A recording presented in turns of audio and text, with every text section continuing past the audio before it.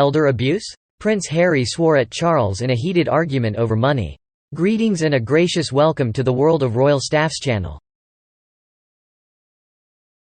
The latest shocking revelations in Robert Jobson's new book, Our King, expose the true colors of the former royal couple, Harry and Meghan.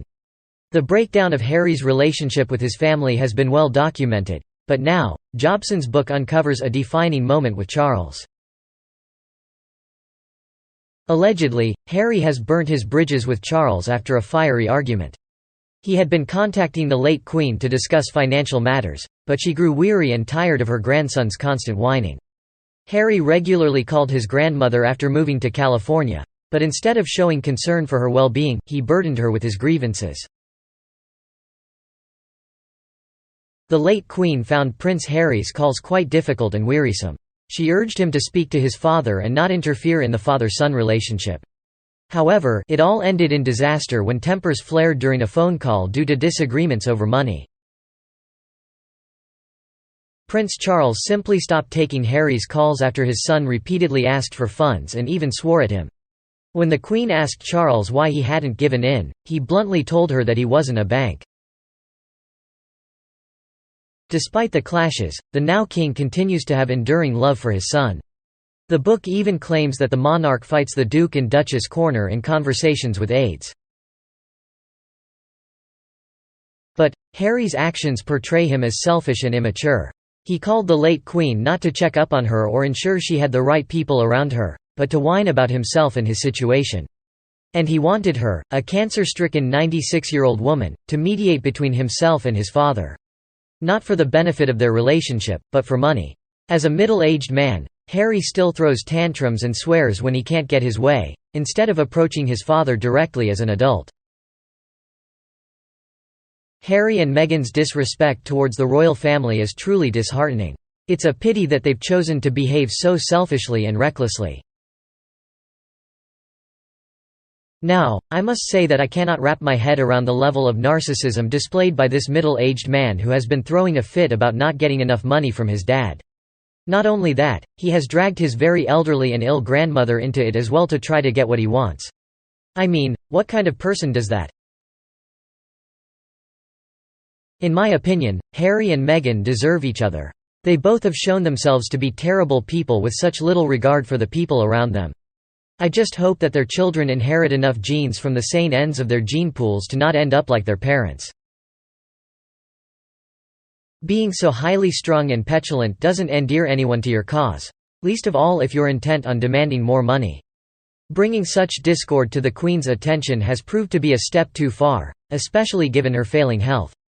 Harry is just a little rebel without a cause. Now, most of the horrible things he and his hag have done and said can be deemed the result of idiocy or madness. But mistreating your grandparents is not one of them. There's a special place for abusers of children, animals, and the elderly. In my humble opinion, I hope in his next life, Harold returns as a toilet brush at a chili restaurant. Moving on, Jobson's book claims that the continued use of the titles the Duke and Duchess of Sussex has been discussed at the highest level. The king is said not to be in favour of it, but other senior royals are less indulgent.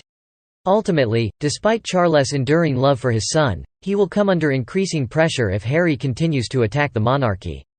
At that point, the king would have two options: put up with the spreading stain on his reign or take action to limit its scope. In short, Harry and Meghan could yet find themselves demoted to Mr. and Mrs. Mountbatten Windsor of Montecito, California. And let's face it, they would deserve it. To add more fuel to the fire, in another book extract, which is being serialized by the Daily Mail before its release on April 13, it's claimed the late Queen got annoyed by Harry and his wife Meghan Markle. Volatile exchanges between Harry and his brother Prince William had puzzled the Queen, and it suggested that the late monarch thought that Harry and Meghan were quite mad. In recent years, Prince Harry and Meghan Markle have been vocal about their criticisms of the British royal family, causing strain and frustration among some of the higher-ups. Royal correspondent, Robert Jobson, sheds light on this tension in his new book, revealing that even Queen Elizabeth II, who has always had great affection for her grandson, had grown tired of the couple's complaints. According to Jobson's book, the Queen believed that Harry's love for Meghan was clouding his judgment, and that the couple's constant criticism of the institution was becoming exhausting to hear. This revelation is just the latest in a long line of controversy surrounding the Duke and Duchess of Sussex. Another event that caused controversy was the Windsor walkabout that took place after the Queen's funeral. In an attempt to show unity, William, Kate, Harry, and Meghan got out of the same car and paid tribute to the well-wishers who had lined the streets. However, some have claimed that the Fab Four coming together was just an illusion, and that the tension and upset between the brothers were still present. Jobson's book also reveals that Kate considered the walkabout one of the hardest things she's ever had to do. It seems that the rifts caused by Harry and Meghan's actions have affected not only the senior members of the royal family but also their own family members. As plans for Charles' coronation are revealed, the question of whether or not Harry and Meghan will attend still lingers. With the couple's constant criticism and controversies, it's no wonder that tensions remain high among the royal family. The Sussexes are once again making headlines, and not in a good way. Rumours are flying that they might attend an event at Westminster Abbey on May 6, but the real question is whether or not they will acknowledge their own son's 4th birthday on the same day. Awkward much? But it turns out that Harry and Meghan haven't made the cut to appear with Charles on the Buckingham Palace balcony to greet the crowds. Only working royals are invited to this exclusive event.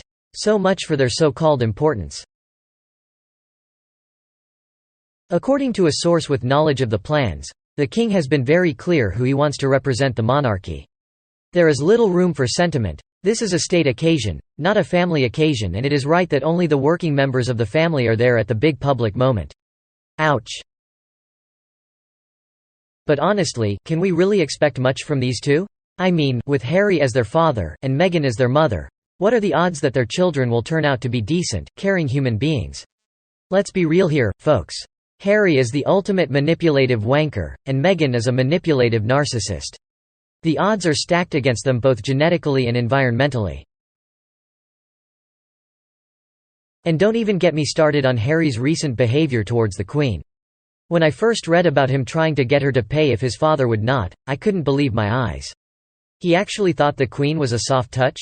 What a dilettante. He's nothing more than a disgusting human being, married to a disgusting human being.